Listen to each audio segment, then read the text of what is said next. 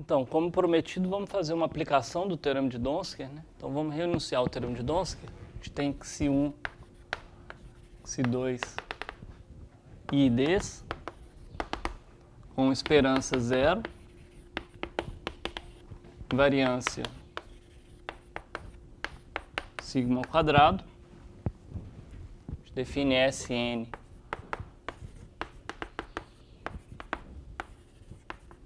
como seno passe aleatório, soma de x's, e o xnt tem aquela fórmula chatinha,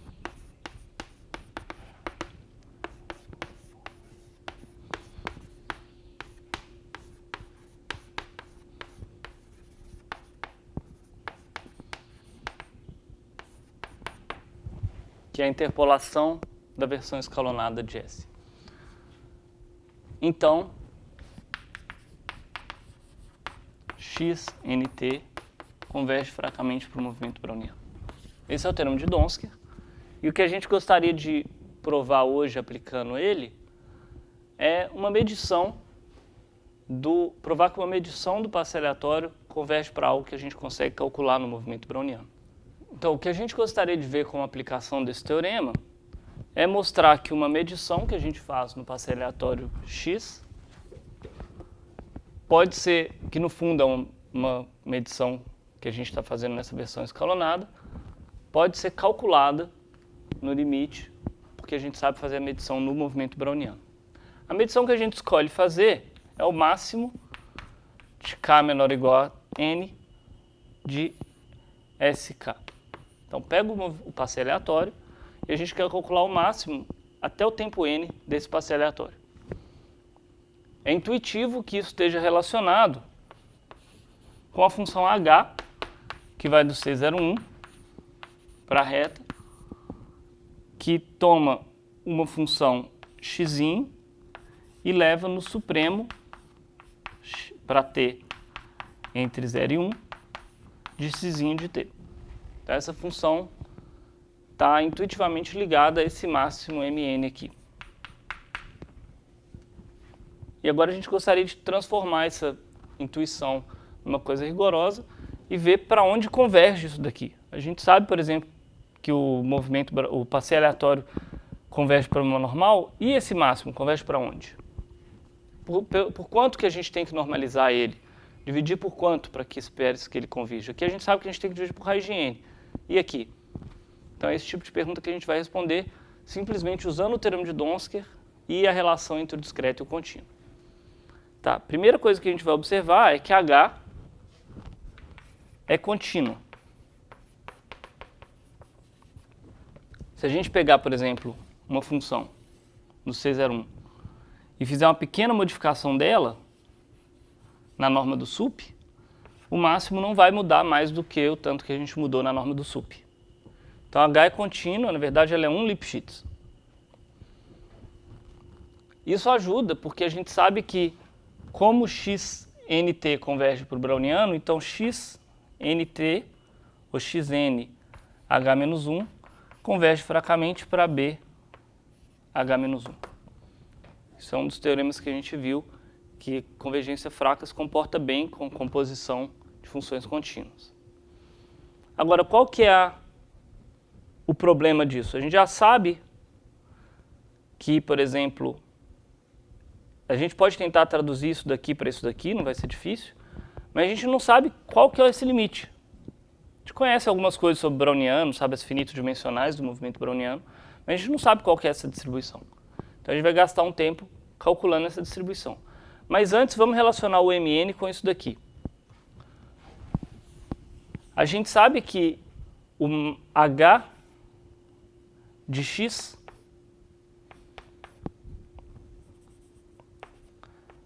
é igual, primeiro, ao sup, isso daqui pela definição,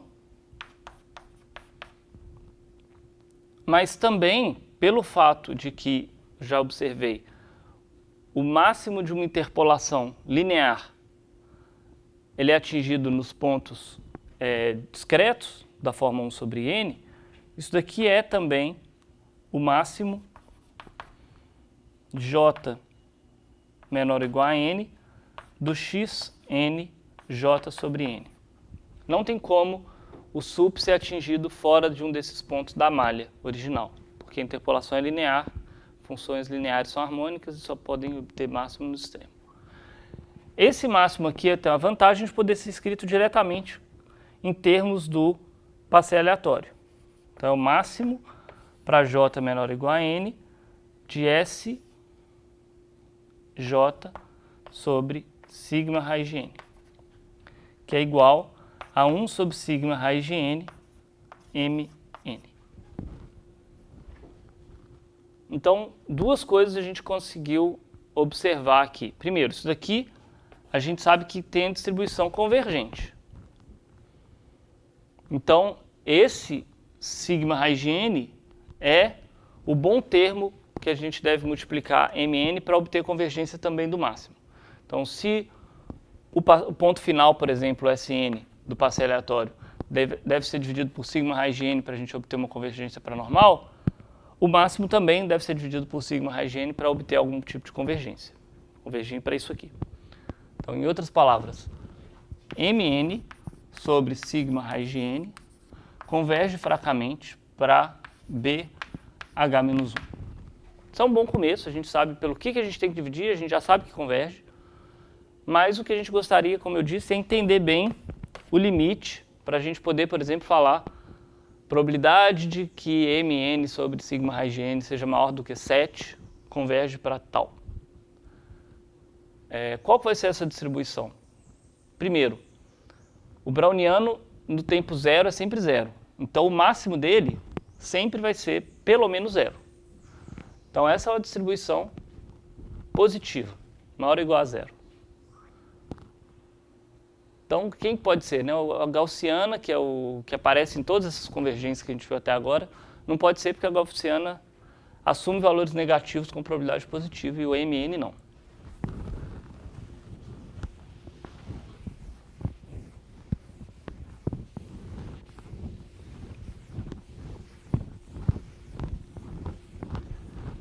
Existem várias técnicas de se estudar coisas tipo isso, bh-1, uma medição do movimento browniano. Nesse exemplo, a gente vai usar uma técnica bastante interessante, que é a seguinte. A gente já sabe que mn sobre sigma raiz de n converge para essa variável aleatória, para essa distribuição.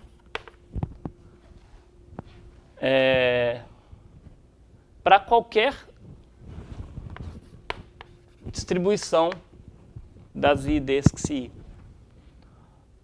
Em particular, a gente pode escolher uma xi bastante particular, bastante interessante, que tenha propriedades boas, usar essa distribuição para calcular esse limite. E a gente vai concluir que para qualquer outra xi o limite é o mesmo.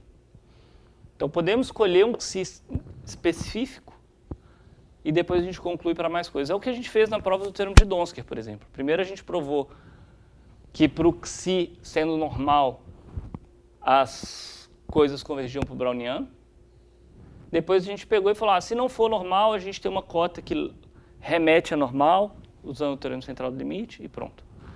Aqui a gente vai fazer mais ou menos a mesma coisa, só que a gente não vai usar a normal. A gente vai usar xi com a seguinte distribuição. Delta de menos 1 mais delta de 1 sobre 2. Que é exatamente passeio aleatório simples. Vai para cima com probabilidade de meio, para baixo com probabilidade de meio, sempre nos inteiros. Qual que é a vantagem de usar esse passeio aleatório? É uma técnica chamada princípio da reflexão. Então, muitas vezes, quando a gente está analisando coisas desse tipo, a gente quer usar alguma simetria e fazer uso dessa simetria para calcular coisas. É isso que a gente vai fazer aqui. Então, vamos imaginar um passeio aleatório, e aqui a gente tem um certo A inteiro. Então, o passeio aleatório pode subir, descer, passar de A, fazer o que ele quiser.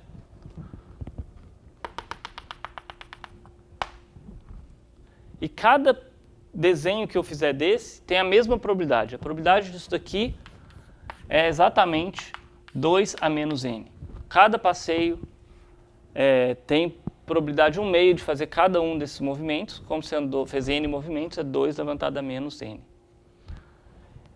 E a gente vai fazer uma cirurgia nesse passeio, que é refletir ele assim que ele tocar o ponto A. Por isso que chama o princípio da reflexão. E a gente vai extrair qual simetria que a gente está obtendo quando a gente faz isso. Primeiro, vamos definir essa reflexão de maneira mais rigorosa. A gente vai definir um φ, que vai do nosso espaço de probabilidade nele próprio. O que é o nosso espaço de probabilidade? É o espaço onde tem as x's, né? C2 e etc. E vai levar em zeta1 até zeta_n. Então vai pegar os x's e transformar em zetas. Quem que são esses zetas? Zeta_i é igual. Então primeiro a gente tem que definir esse tempo aqui, igual a gente fez no caso do ETMAD. T é o primeiro tempo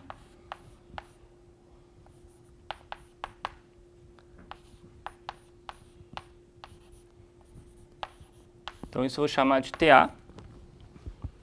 Então esse é o primeiro tempo em que o passeio aleatório atinge a altura A. Se SK for estritamente menor do que A para todo K, eu falo que TA é igual a N, por exemplo. Então é o primeiro tempo, senão eu falo que é N. Tá? Então, a gente definindo esse tempo, a gente vai agora definir os xis, que são os zetais, que são exatamente iguais aos xis. Se I é menor ou igual a T, e ele é menos que se I é maior do que T.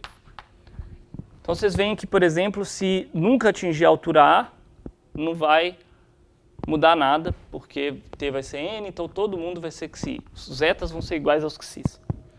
Agora, se a gente atingir o A em algum tempo T menor do que N, a partir dali, a gente, sempre que jogar uma moeda, a gente vai entender a moeda como o contrário. Se ela for 1, a gente interpreta ela como menos 1.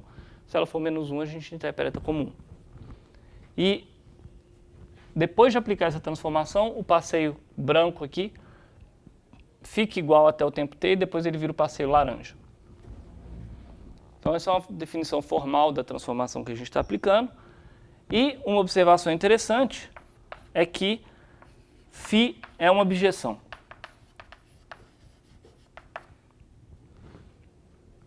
E como todo mundo aqui tem a mesma probabilidade, esse espaço aqui, que é menos 1, 1 levantado a n, todo mundo aqui tem a mesma probabilidade, que é 2 a menos n, o fato de φ ser uma objeção quer dizer que ela vai preservar a medida aqui. Se você medir uma coisa aqui antes ou depois de aplicar φ, a medida é a mesma. Se tiver um evento e você olhar a probabilidade do evento antes ou depois de aplicar φ, vai dar a mesma coisa. Essa é a simetria que eu disse que vai ajudar a gente a calcular esse limite, no caso específico do passeio aleatório simples.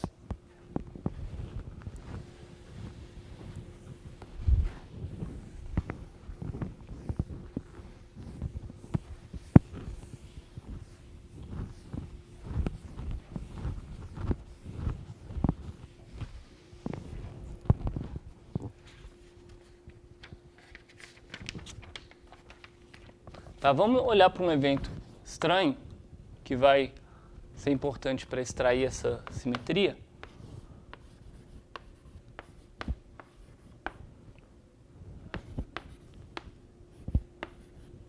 Então imagina que a gente tem um passeio aleatório cujo máximo é maior ou igual a A e o ponto final dele também é estritamente maior que A, na verdade.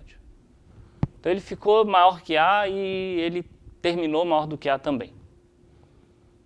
Isso, na verdade, é um pouco bobo de dizer, porque esse evento é exatamente o evento Sn maior do que A. Porque se Sn é maior do que A, o máximo também é maior ou igual a A. Mas escrevendo dessa forma, tem uma vantagem que a gente verifica mais facilmente, que quando a gente reflete aplica φ. O que era antes maior do que A fica menor do que A. Então, φ menos 1 de A é Mn maior ou igual a A e Sn estritamente menor do que A. E agora já é uma coisa, a gente não pode apagar nenhum dos dois lados. Aqui, de fato, a gente está pedindo duas coisas diferentes. Que o máximo seja maior ou igual a A e que o último ponto seja estritamente menor que A. O que quer dizer, como φ é uma objeção e tudo tem a mesma probabilidade, que a probabilidade de A é igual à probabilidade de Mn maior ou igual a A, Sn menor do que A. Então, a probabilidade de Mn maior ou igual a A e Sn maior que A é igual à probabilidade de Mn maior ou igual a A e Sn estritamente menor que A. Tá. É uma simetria interessante. O mais importante de observar, porque o que a gente está interessado no final das contas é isso daqui, né? Qual que é a probabilidade do máximo ser maior que alguma coisa. Mas a gente pode decompor isso dependendo do que acontece com Sn. Isso daqui é a probabilidade do Mn ser maior ou igual a A e o Sn ser maior ou igual a A. Desculpa, maior do que A. Ou Mn maior ou igual a e Sn menor do que A, mas tem a mesma probabilidade. E ficou faltando só um termo, que é Mn maior ou igual a A e Sn exatamente igual a A, que deveria ser uma coincidência grande demais para acontecer. Mas, então tudo bem. A gente tem agora uma fórmula que é boa, principalmente porque isso daqui desaparece o M, né? A gente observou que isso aqui é exatamente isso. Se o Sn é A, o máximo já é maior ou igual a A. Se o Sn é maior que A, o máximo já é maior ou igual a A. Então a gente pode esquecer o M. Então a gente desapareceu com o M na fórmula final. Então a gente está muito perto de conseguir calcular o limite, porque a gente sabe o limite de distribuição do Sn. Tá. Então a primeira observação que a gente está interessado é em probabilidade de Mn sobre sigma, que nesse caso é 1, porque é um passeio aleatório simples, raiz de n maior ou igual a alfa. Então a gente tem que definir um inteiro que está relacionado com esse não inteiro aqui. Então a gente vai definir AN como sendo alfa raiz de n, parte inteira superior. Então isso aqui vai ficar exatamente igual a isso. Se o inteiro é maior ou igual a um número real, ele é maior ou igual à parte inteira superior. E isso daqui é igual a 2 vezes Sn. Agora a gente já pode, vamos escrever ainda assim.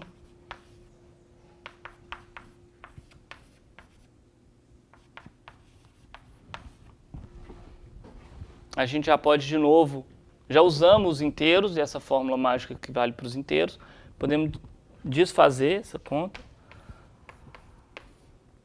Aqui a gente tem Sn sobre sigma,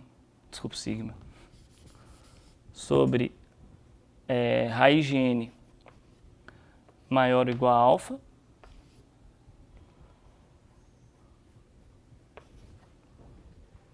mais Sn igual a esse número inteiro aqui. A gente vai ver duas coisas. Primeiro, a gente sabe que isso daqui converge como números reais, né? Não em distribuição.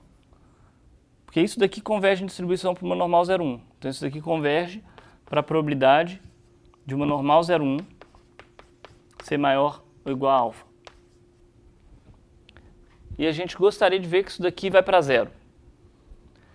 Tem vários jeitos de ver que esse segundo termo vai para zero. É uma coincidência grande demais a soma ser igual exatamente a um número, né?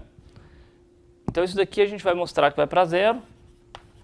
E tem vários jeitos de ver isso. Vamos pegar um pouco mais de quadro ali.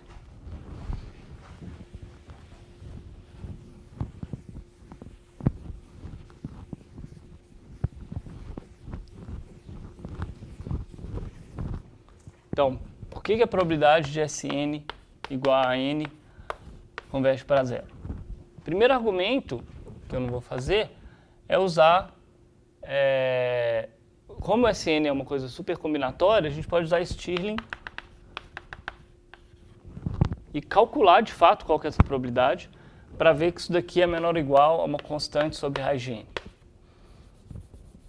Então pode pensar que é Stirling, ou que é o teorema central do limite local, tem vários jeitos de mostrar que isso daqui está indo para zero com n. Agora, um jeito mais parecido com o que a gente tem feito agora, né?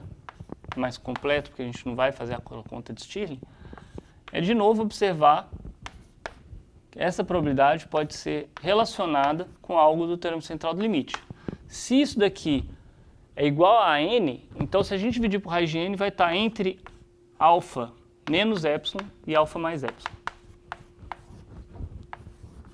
Porque o ponto alfa n vai cair aqui para n grande o suficiente. Para qualquer epsilon, o ponto alfa n está aqui. Isso daqui converge para a probabilidade de uma normal 0,1 pertencer a alfa menos epsilon, alfa mais epsilon. Isso daqui vai para zero com epsilon. Então esse termo vai para zero e a gente concluiu que a probabilidade do mn sobre raiz de n ser maior ou igual a alfa converge para duas vezes a probabilidade de uma normal 0,1 ser maior ou igual a alfa. Isso daqui só para alfa maior ou igual a zero. Interessantemente, isso daqui é exatamente igual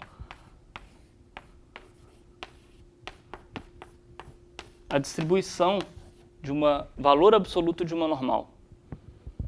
Então a gente está concluindo que o máximo converge para o valor absoluto de uma normal. Então essa é a distribuição de um máximo do supremo do browniano. O browniano, o sup dele tem a distribuição igual à distribuição do valor absoluto de uma normal 0,1. É uma observação interessante. E apesar de que a gente fez a conta só para o passeio aleatório simples, que é essa coisa supersimétrica, a gente concluiu essa convergência para qualquer distribuição por causa do teorema de Donsky. Então, para qualquer XI centrado e de variância finita, aí assim a gente tem que colocar um sigma aqui, a gente tem essa convergência dos máximos. Então, não só a gente sabe que o máximo se comporta como o ponto final em algum sentido, porque ele está sendo normalizado pelo mesmo fator, mas a gente tem limite exato. Então, uma forma menos quantitativa do ETMAD, porque isso aqui é assintótico, a gente não sabe quanto tempo essa convergência demora, mas por outro sentido muito mais precisa. O ETMAD não dá uma precisão do tipo, isso converge para normal exatamente. Só fala que o passeio aleatório e o máximo tem uma relação bem quantitativa, e aqui a gente tem uma coisa que pode demorar para convergir, mas dá um número exato. Então é isso, espero ter motivado o suficiente esse tipo de resultado. A gente não vai ficar muito tempo mais, a gente não vai mais provar outras aplicações do teorema de Donsky, existem diversas. Na verdade, isso é quase uma área de pesquisa, cálculo estocástico, tentar entender o movimento browniano em detalhe. Tem a área de cálculo estocástico que a gente vai ver no curso de processos estocásticos, e tem também uma parte mais geométrica, de tentar entender o movimento browniano geometricamente, essa função que a gente desenha assim, no movimento browniano. Ela por exemplo, a gente sabe que ela é contínua, mas ela é Lipschitz contínua? Ela é Roder contínua? Ela é diferenciável em algum ponto? Esse tipo de pergunta é bastante interessante, são as propriedades geométricas do browniano. São normalmente respondidas através de contas não muito diferentes dessas. Às vezes tem que escolher outras coisas para fazer a conta, outras formas de aproximar o movimento browniano. E aí, com isso a gente consegue uma imagem muito mais completa do movimento browniano, que a gente não vai fazer nesse curso. um pouco é feito no curso de probabilidade de processos estocásticos. Tem um livro muito bom do Peter Morters e do Yuval Pérez, só sobre a geometria do movimento browniano. O primeiro capítulo desse livro já te dá uma ideia muito boa do qual que é a cara desse indivíduo aqui. A gente não vai passar muito mais tempo nisso, mas eu espero ter motivado o suficiente convergência em espaços métricos para a gente obter limite de escala de processos quaisquer. Então, até a próxima aula.